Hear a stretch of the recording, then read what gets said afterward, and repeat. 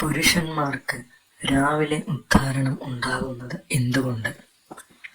ആരോഗ്യകരമായ പുരുഷ പ്രത്യുൽപാദന വ്യവസ്ഥ ശരിയായ ടെസ്റ്റോസ്റ്റെറോൺ അളവില്ലാതെ പൂർണ്ണമാകില്ല.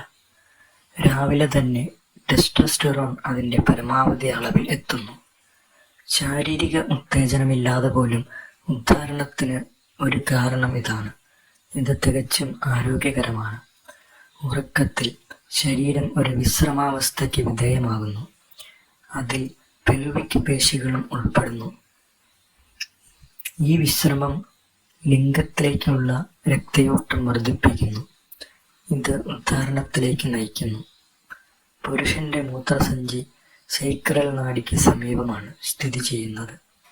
ഇത് തലച്ചോറിലേക്ക് ഉദ്ധാരണം ആരംഭിക്കാനുള്ള സന്ദേശങ്ങൾ അയക്കുന്നു. രാത്രി മുഴുവൻ മൂത്രം നിറച്ച മൂത്രസഞ്ചി സൈക്രൽ നാഡിയിൽ അമർത്തി ഉദ്ധാരണത്തിന് കാരണമാകും.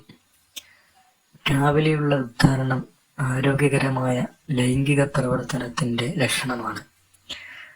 അത് ലൈംഗിക ഉത്തേജനവുമായി ബന്ധപ്പെട്ടിരിക്കണമെന്നില്ല. പുരുഷന്റെ നാഡികൾ, രക്തവിതരണം, രക്തചംക്രമണം എന്നിവ ആരോഗ്യകരമാണെന്നതിൻ്റെ ഉറപ്പ് നൽകുന്ന ഒരു സൂചനയാണ് രാവിലത്തെ ഉദ്ധാരണം.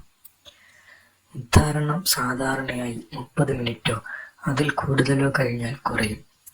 മണിക്കൂറുകൾ നീണ്ടു നിൽക്കുന്ന ഉദ്ധാരണം അനുഭവപ്പെടുകയാണെങ്കിൽ ഇത് പ്രിയാപ്പിസത്തിൻ്റെ ലക്ഷണമാണ്.